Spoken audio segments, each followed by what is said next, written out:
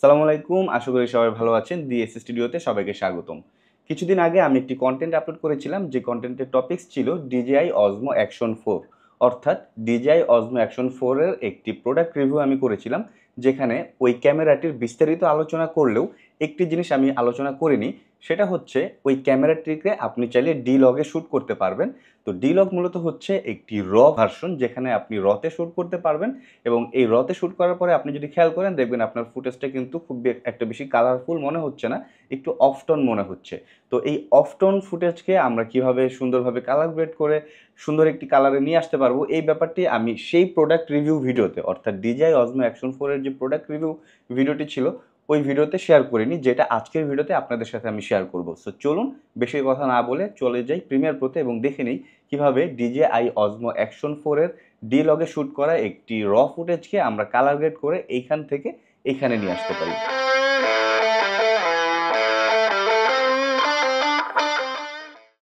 DJI Osmo Action 4 এ shoot করা D-Log-এর সেই ফুটেজটি আমি Adobe Premiere Pro তে ইম্পোর্ট করে নিয়েছি এবং এটা যদি একটু প্লে করি, তাহলে আপনারা দেখতে পারবেন ফুটেজটা কিন্তু একদম ফ্ল্যাট লাগছে, অর্থাৎ এটার কালার কিন্তু কোনো কালারই এখানে দেখা যাচ্ছে না। সো এইটাকে এখন আমরা কালার গ্রেড করব লুমেট্রি কালারের মাধ্যমে। তো আপনারা যদি লুমেট্রি কালার খুঁজে না পান, সেই ক্ষেত্রে উইন্ডোজে যাবেন, উইন্ডোজে গিয়ে এখান থেকে লুমেট্রি কালার অপশনটি টিক দিবেন, তাহলে এখানে লুমেট্রি কালার অপশনটি চলে আসবে। তো লুমেট্রি কালার যদি আমরা একটু ওপেন করি, তাহলে আমরা এখানে দেখতে পারবো basic correction, creative, curve, colour wheels and match, HSL, secondary, vignette, প্রতিটাতে যদি আপনি ক্লিক করেন বেশ কিছু অপশন কিন্তু চলে আসবে। তো এইখানে আমরা যেই 6টি পয়েন্ট দেখতে পাচ্ছি, এইগুলো নিয়ে সম্পূর্ণ আলাদা আলাদা পার্টিকুলার কন্টেন্ট আমার রয়েছে। সো আপনাদের যদি কোনো পয়েন্ট নিয়ে কোনো প্রকার কনফিউশন থাকে, ওই পয়েন্টগুলো ওই ভিডিওগুলো যদি চেক করেন, তাহলেই আপনারা ওই ব্যাপারগুলো ক্লিয়ার হয়ে যাবেন। সেটার জন্য ডিসক্রিপশনে অবশ্যই আমি লিঙ্ক দিয়ে রাখবো, আপনারা চাইলে প্রতিটা পয়েন্ট চেক করে আসতে পারেন। যাই হোক, এখন আমি এখানে যে পয়েন্টগুলো রয়েছে, এই প্রতিটা পয়েন্ট ইউজ করেই আসলে কালার গ্রেড করব। তো আমরা যদি এখানে খেয়াল করি, ফুটেজটা প্রথমে যা রয়েছে, আমি চলে যাব বেসিক কারেকশনে। সো বেসিক কারেকশনে গিয়ে হয় কি, আসলে আমরা একটি ফুটেজ শ্যুট করার পরে সেই ফুটেজে হয়তো টুকটাক কালার কারেকশন আসলে করাই লাগে, লাইট টুকটাক কম বেশি থাকে বা যাই থাকুক না কেন, বেসিক একটা প্রাইমারি কারেকশন কিন্তু আমাদের করতে হয়, যেটা আমরা এই বেসিক কারেকশন থেকে করব। সো এখান থেকে প্রথমে আমরা যেটা করব, আমরা আমাদের ফুটেজটা যদি খেয়াল করি, দেখবো একটু এক্সপোজার কম মনে হচ্ছে। সো প্রথমে আমরা এক্সপোজারটাকে কিছুটা বাড়িয়ে দিই, দেন আমরা কন্ট্রাস্টটাকে একটু বাড়াতে পারি বা কমাতে পারি। আমি একটু কমিয়ে দিলাম, হাইলাইটটাকে কিছুটা বাড়িয়ে দিই, দেন শ্যাডোটাকে আর কিছুটা বাড়িয়ে দিই, ব্ল্যাকটা একটু কমিয়ে দিই, না ব্ল্যাকটা ওকে, ব্ল্যাকটা 0 রাখি। দেন এখান থেকে উপরে যদি খেয়াল করি, স্যাচুরেশন রয়েছে, স্যাচুরেশনটাকে কিছুটা বাড়িয়ে দিই, অ্যান্ড এখানে টেম্পারেচার রয়েছে, টেম্পারেচারটাকেও আমরা একটু বাড়িয়ে দিই। ওকে, সো এখন যদি আমরা খেয়াল করি, মোটামুটি বেসিক একটা কারেকশন আমরা এখানে করে ফেলেছি। সো বিফোর আফটার যদি দেখতে চাই, বেসিক কারেকশনের পাশে যে টিক চিহ্ন রয়েছে, এই টিক চিহ্নটা যদি আমরা একটু অফ করে দিই, তাহলে দেখতে পারবো ফুটেজটি আগে ছিল এইরকম, এখন বেসিক কারেকশনের পরে হয়ে গেল এইরকম। সো মোটামুটি একটা কারেকশন আমার কমপ্লিট। বেসিক কারেকশনের কাজ শেষ, এরপরে চলে আসবো ক্রিয়েটিভে।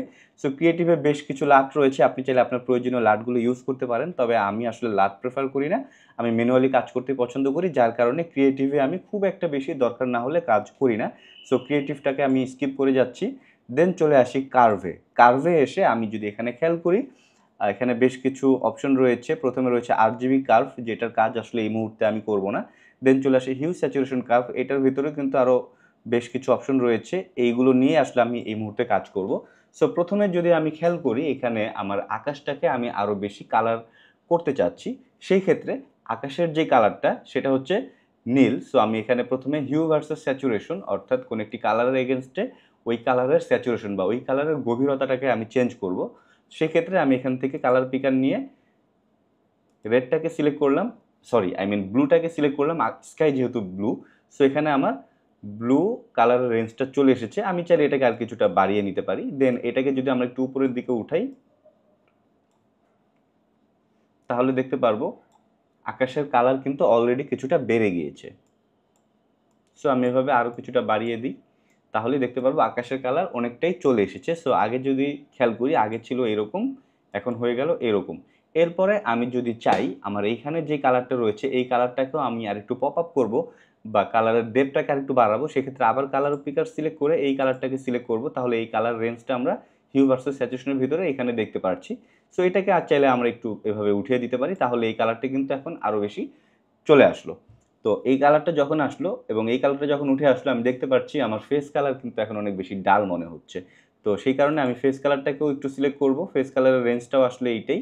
তো আমি এখান থেকে যদি আরেকটু বাড়িয়ে দিই, তাহলে আমার ফেস কালারের রেঞ্জটাও বেড়ে যাবে। তবে ফেস কালারকে আরেকটু পপ আপ বা আরেকটু কালার বাড়ানোর জন্য সেটা আমি পরে কাজ করব। এরপরে চলে আসি হিউ ভার্সেস হিউতে, অর্থাৎ কোনো একটি কালারকে আপনি সেই কালারটাকে চেঞ্জ করতে পারবেন কোনো একটি কালার সিলেক্ট করে। ফর এক্সাম্পল, যদিও আমার এটার কাজ খুব একটা নেই, আমি জাস্ট বোঝানোর জন্য একটু শেয়ার করি। সেটা হচ্ছে এই কালার পিকারটাকে সিলেক্ট করে আমরা চলে যাব স্কাইতে। ফর এক্সাম্পল, আমি স্কাইয়ের কালারটাকে নীল না রেখে একটু অন্য কালার দিতে চাচ্ছি। সো স্কাই কালারটাকে সিলেক্ট করলাম, স্কাই কালার রেঞ্জটা চলে আসলো। এখন আমি যদি এটাকে একটু আপ বা ডাউন করি, দেখবো স্কাইয়ের কালারটা কিন্তু চেঞ্জ হয়ে যাচ্ছে। সো আমি চাইলে এটাকে হালকা একটু গ্রিনিশ টোন জাস্ট অ্যাড করে দিতে পারি। ওকে, দেন আমি এখানে আর তেমন কোনো কাজ করব না। দেন চলে আসবে হিউ ভার্সেস লুমা। সো আপনি হিউ অর্থাৎ হচ্ছে কোনো একটি কালার, আর সেই কালারকে আপনি সিলেক্ট করে সেই কালারের লুমা অর্থ হচ্ছে লাইট, অর্থাৎ আপনি লাইটকে বাড়াতে বা কমাতে পারবেন। তো সেক্ষেত্রে আমি এখানে আসলে কোনো কিছু লাইট বাড়াবো বা কমাবো না, শুধুমাত্র আমার ফেসটার লাইট কিছুটা আপ করব। তো আমি এখান থেকে কালার পিকার সিলেক্ট করে, এক্সট্রিমলি সরি, ফেসটাকে সিলেক্ট করে নিলাম। ফেসটাকে সিলেক্ট করলে আমরা এখানে দেখতে পারবো ফেসের রেঞ্জ চলে আসছে। সো এটাকে যদি আমরা উপরে উঠাই, তাহলে কিন্তু ফেস কালারটা বেড়ে যাচ্ছে, একই সাথে এই দিকের কালারও বেড়ে যাবে, যেহেতু এখানে এই কালারটার এই কালারটা আসলে অলমোস্ট সেম। সো ফেসের কালারের সাথে সাথে ওই কালারটাও কিছুটা বেড়ে যাচ্ছে। ওকে, তবে মনে রাখতে হবে বেশি ভালো কিন্তু ভালো না। সো আপনি বেশি বাড়ালে ওইটা আসলে নষ্ট হয়ে যাবে। সো যতটুকু ভালো মনে হয় ততটুকু পর্যন্তই রাখতে হবে। সো আমি এটাকে এই মুহূর্তে এই পর্যন্ত রাখলাম। দেন চলে আসি লুমা ভার্সেস স্যাচুরেশন। এখান থেকেও আমি চাইলে ফেস্টনটাকে হালকা একটু ধরে এটাকে জাস্ট একটু যদি বাড়িয়ে দিই, হালকা একটু স্যাচুরেশন অ্যাড হবে লাইটের এগেনস্টে। তো এখন আমরা যদি খেয়াল করি, এই মুহূর্তে এইখানে আর কোনো কাজ নেই। সো আমি এটাকে অফ করে দিই। কার্ভের ভিতরে আমি এতক্ষণ কাজ করলাম। সো কার্ভের ভিতরে বিফোর আফটারটা যদি খেয়াল করি, এটার পাশে যে টিক চিহ্ন রয়েছে এটাকে জাস্ট একটু অফ করে দিই, তাহলে দেখতে পারবো আগে ফুটেজটা ছিল এরকম, এখন ফুটেজটা হয়ে গেল এরকম। সো চেঞ্জগুলো কিন্তু আপনারা দেখতে পাচ্ছেন। এরপরে আমি চলে আসি কালার হুইলস অ্যান্ড ম্যাচে। So colour wheels, by the way কার্ভটা অফ করে নিই। কালার হুইলস অ্যান্ড ম্যাচটা যদি অন করি, এখানে আপনি চাইলে আপনার ফুটেজের শ্যাডো পার্ট, মিডটোন পার্ট বা হাইলাইট পার্টে আলাদা আলাদাভাবে কালার সেট করতে পারবেন, সো দ্যাট আপনার ফুটেজের লুকটা কিন্তু অনেকাংশেই চেঞ্জ হয়ে যাবে। সো আমি এখানে শ্যাডোতে, অর্থাৎ আমার ফুটেজের এই দেখেন এখানে শ্যাডো রয়েছে বা এই পোর্শনগুলোতে শ্যাডো রয়েছে, শ্যাডো পোর্শনে আমি চাচ্ছি হালকা একটু এই কালারটা ইউজ করতে, একটু ব্লু টোন ইউজ করতে। সো এই কালারটা আমি নিয়ে আসলাম। অ্যান্ড মিড টোন, অর্থাৎ এই পোর্শনগুলো হচ্ছে মিড টোন, যেখানে খুব একটা বেশি ওভার লাইট নেই, আবার খুব একটা বেশি আন্ডার এক্সপোজ না না তো আই মিন ওভার এক্সপোজ বা আন্ডার এক্সপোজ না, মিডিয়াম যে পোর্শনগুলো রয়েছে সেইগুলোকে আসলে মিড টোন বলে। সো মিড টোনে আমি চাচ্ছি একটু পিঙ্কিশ টোন ইউজ করতে। ওকে, অ্যান্ড হাইলাইট পোর্শনে আমি চাচ্ছি ইয়েলো টোন ইউজ করতে। সো হাইলাইটে গিয়ে আমি হালকা একটু ইয়েলো অ্যাড করে দিলাম। সো এখানে খুব একটা বেশি কাজ করা যাবে না, একদম হালকাভাবে কাজ করতে হবে। জাস্ট আপনার ফুটেজের লুকটা একটু চেঞ্জ হয়ে যাবে, খুব স্লাইটলি চেঞ্জ হবে, বাট ইম্প্যাক্টটা অনেক বেশি পড়বে। আমরা যদি একটু বিফোর আফটার খেয়াল করি, আগে ছিল আই মিন কার্ভ পর্যন্ত আমি যখন কালার গ্রেড করলাম, কালার কারেকশন করলাম, তখন আমার ফুটেজের অবস্থা ছিল এইরকম। বাট কালার হুইলস অ্যান্ড ম্যাচের মাধ্যমে আমি যখন আরেকটু হাইলাইট, শ্যাডো অ্যান্ড মিডটোন পার্টে কালার সেট করলাম, তখন আমার ফুটেজের লুক হয়ে গেল এরকম। অর্থাৎ আগে ছিল এরকম, এখন হয়ে গেল এরকম। আমার কাছে কিন্তু এখন পর্যন্ত খুব ভালো লাগছে। আপনাদের কাছে কেমন লাগছে কমেন্ট বক্সে জানাবেন। এরপরে চলে আসি এইচএসএল সেকেন্ডারিতে। এই জিনিসটা আমার কাছে জাস্ট ওয়াও, অসাধারণ লাগে। এটা দিয়ে আমি মোস্ট অফ দ্য টাইম কাজ করে থাকি। তো এখানে আমরা যেটা করতে পারি, আমরা পার্টিকুলারলি কালার ধরে ধরে আমরা কাজ করতে পারি।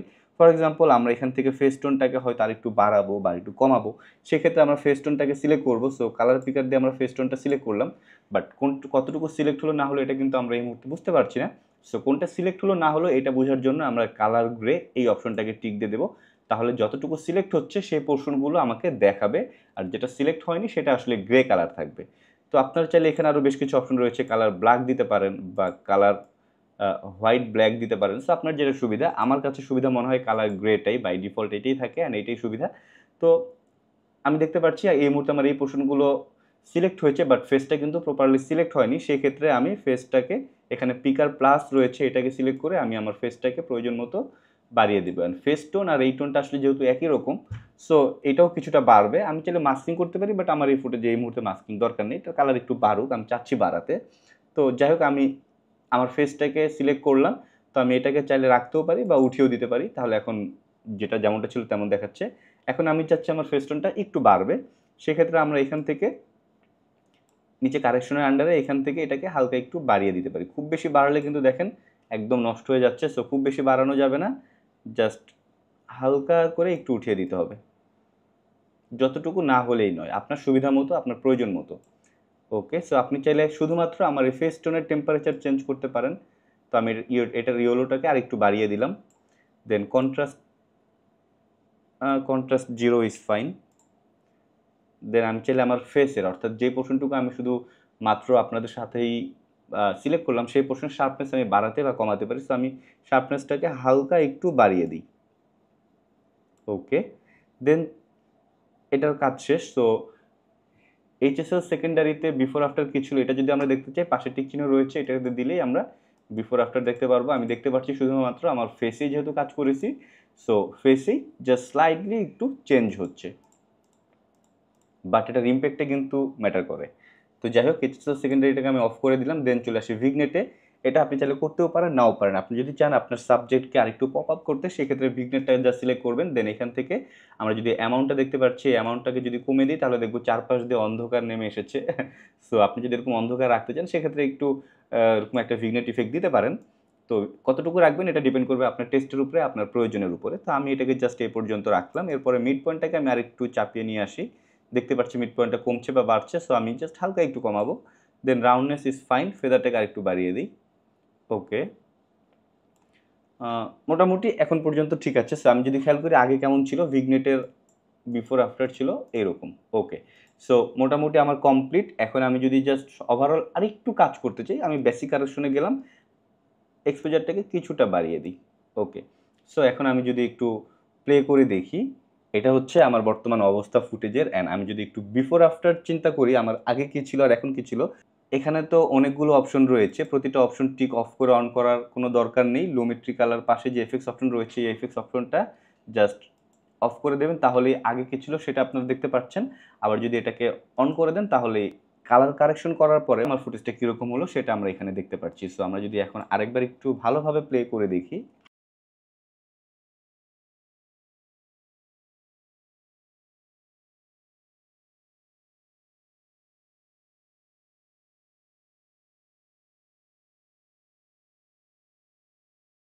সো এভাবেই চাইলে শুধুমাত্র ডিলগে শ্যুট করা ফুটেজকে আপনারা কালার গ্রেড করতে পারবেন। ব্যাপারটা এরকম না, আপনারা যেই কোনো ফুটেজকেই কিন্তু এই টেকনিক ইউজ করে কালার গ্রেড করার মাধ্যমে আপনার ফুটেজকে আরও বেশি লুক্রেটিভ, আরও বেশি ইন্টারেস্টিং, আরও বেশি কালারফুল করে ফেলতে পারবেন। তো ভিডিওটি কেমন লাগলো জানাবেন।